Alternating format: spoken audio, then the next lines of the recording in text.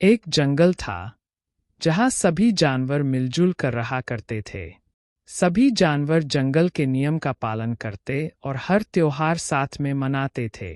उन्हीं जानवरों में चीनी और मिनी नाम की दो बिल्लियां भी थीं। वे दोनों बहुत अच्छी सहेलियां थीं और एक दूसरे का साथ कभी नहीं छोड़ती थीं। बीमारी में एक दूसरे का ख्याल रखना, बाहर साथ जाना, यहाँ तक कि वो दोनों खाना भी साथ ही खाती थीं। जंगल में रहने वाले सभी जानवर उनकी दोस्ती की सभी तारीफ किया करते थे। एक बार की बात है, मिनी को किसी काम से बाजार जाना पड़ा, लेकिन किसी कारण से चीनी उसके साथ नहीं जा सकी। चीनी का अकेले मन नहीं लग रहा था, तो उसने सोचा कि क्यों न वो भी बाजार घूम कर आए। रास्ते में चलते हुए उसे एक रोटी का टुकड़ा मिला। उसके मन में अकेले रोटी खाने का लालच आ गया और वो उसे लेकर घर आ गई।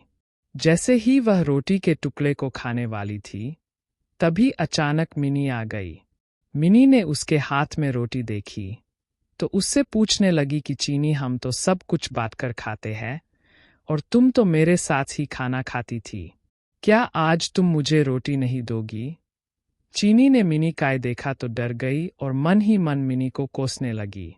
इस पर चीनी ने हड़बड़ाहट में कहा कि अरे नहीं बहन, मैं तो रोटी को आधा आधा कर रही थी ताकि हम दोनों को बराबर रोटी मिल सके। मिनी सब समझ गई थी और उसके मन में भी लालच आ गया था, लेकिन कुछ बोली नहीं। जैसे ही रोटी के टुकड़े हुए, मिनी चीख पड़ी कि मेरे हिस्से में कमराटी आई है। रोटी चीनी को मिली थी इसलिए वो उसे कम देना चाहती थी।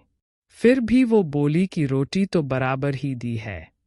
इस बात को लेकर दोनों में झगड़ा हो गया और धीरे धीरे यह बात पूरे जंगल में फैल गई। सभी जानवर उन दोनों को लड़ते हुए देख रहे थे। उसी समय वहां एक बंदर आया और उसने कहा कि मैं दोनों के बीच में बराबर रोटी बांट दूंगा। सभी जानवर बंदर की हाँ में हाँ मिलाने लगे। न चाहते हुए भी दोनों ने बंदर को रोटी दे दी। बंदर कहीं से तराजू लेकर आया और दोनों ओर रोटी के टुकड़े रख दिए। जिस तरफ वजन ज्यादा होता, वो उस तरफ की थोड़ी सी रोटी यह बोलकर खा लेता कि इस रोटी को दूसरी तरफ रखी रोटी के वजन के बराबर कर रहा हूं। वो जानबूझकर ज्यादा रोटी का टुकड़ा खा लेता, जिससे दूसरी तरफ की रोटी वजन में ज्यादा हो जाती। ऐसा करने से दोनों ओर रोटी के बहुत छोटे छोटे टुकड़े बचे। बिल्लियों ने जब इतनी कम रोटी देखी तो बोलने लगीं कि हमारी रोटी के टुकड़े वापस दे दो, हम बची हुई रोटी को आपस में बांट लेंगे।